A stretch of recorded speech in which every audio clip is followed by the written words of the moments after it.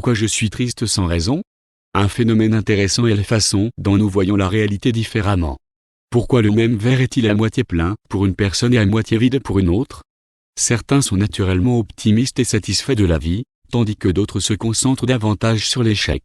Ils sont plus rapidement d'humeur nostalgique. Tristesse, qu'est-ce que c'est? La tristesse est un état de douleur émotionnelle plus ou moins intense. Elle peut être liée à une situation désagréable, une séparation, une déception ou un désespoir causé par le décès d'un proche. Le deuil peut rendre la personne qui le vit calme et renfermée et peu disposée à socialiser.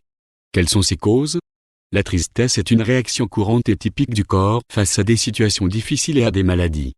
Cet état émotionnel peut être causé par le stress au travail, qui entraîne une surcharge. Une autre raison de la tristesse peut être des problèmes relationnels ou des relations toxiques avec les autres. Se sentir triste ne vient pas sans raison. Cela peut être un stimulant à l'action et informer une personne donnée que son mode de vie ne lui donne pas satisfaction et que ses besoins ne sont pas satisfaits. Lorsqu'une personne ne sait pas quelle est la cause de sa tristesse, cela vaut la peine d'essayer de réfléchir à ce sentiment pendant un moment. Par manque de temps, certains problèmes sont repoussés dans le subconscient et se font sentir au moment le plus inattendu.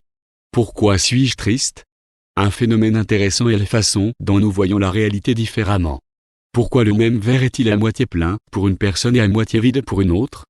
Certains sont naturellement optimistes et satisfaits de la vie, tandis que d'autres se concentrent davantage sur l'échec.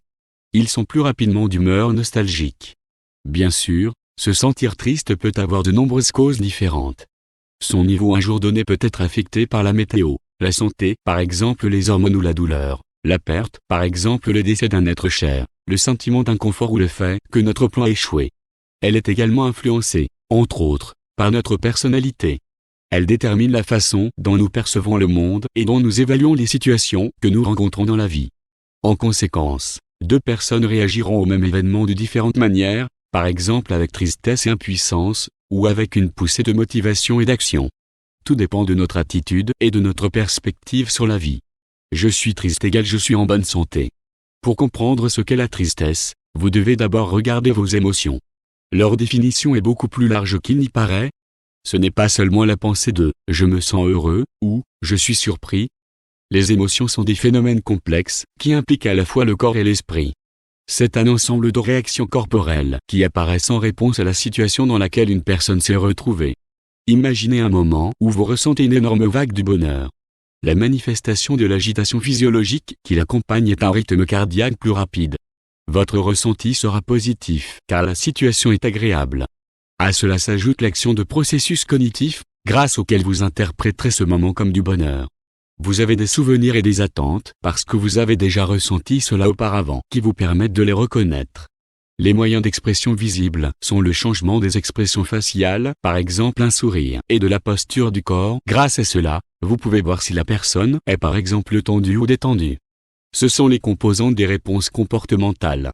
La définition des émotions, positives comme difficiles, comprend toutes les réactions physiques et mentales du corps mentionnées ci-dessus. Paul Ekman, un chercheur bien connu des expressions faciales, dans ses recherches en 1971, a confirmé l'hypothèse selon laquelle il existe un ensemble d'émotions communes à toutes les personnes dans le monde. Ce sont des émotions de base que nous pouvons exprimer de manière compréhensible et les identifier chez les autres.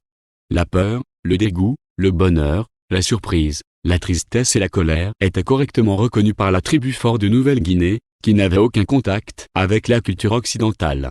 Il existe de nombreuses preuves que les émotions sont universelles pour notre espèce et sont conçues pour aider à la survie. Nous avons besoin de chacune d'elles, et leur expression est un langage universel commun à toutes les cultures. La peur de l'ours a informé notre ancêtre qu'il valait mieux s'enfuir. Les émotions vont vite. Elles nous disent que quelque chose d'important nous arrive. Les émotions facilitent la communication et permettent de nouer des relations avec les autres. Les scientifiques spéculent que la tristesse évolutive est là pour nous aider à nous retrouver dans une nouvelle situation, alors nous nous arrêtons un instant et nous nous calmons. Un tel état émotionnel favorise une réflexion profonde et aide à donner une nouvelle direction à la vie. Cela nous rend plus concentrés sur ce qui se passe autour de nous. Cela nous aide à juger de la réalité. Triste, nous sommes plus sceptiques et moins sensibles aux suggestions. On est moins souvent persuadé. Nous recherchons plus attentivement la source du problème et nous approfondissons davantage le sujet. Cette émotion peut nous informer de la perte de quelqu'un ou de quelque chose qui nous tient à cœur et nous motiver à changer. Ne pleure pas, souris. En tant que réaction d'adulte à un enfant montrant de la tristesse, cela revient à l'encourager à cesser de la ressentir. Comme si l'émotion était mauvaise et inutile. Ne serait-il pas préférable de l'aider à l'accepter et à découvrir les précieuses informations qu'elle véhicule? Sans connaître la tristesse, nous ne pouvons pas pleinement goûter au bonheur. Il est impossible de couper uniquement les émotions sélectionnées. Dans les moments difficiles, il convient de rappeler que ce que nous ressentons nous dit avant tout que nous sommes en bonne santé. Je suis triste égale je suis en bonne santé.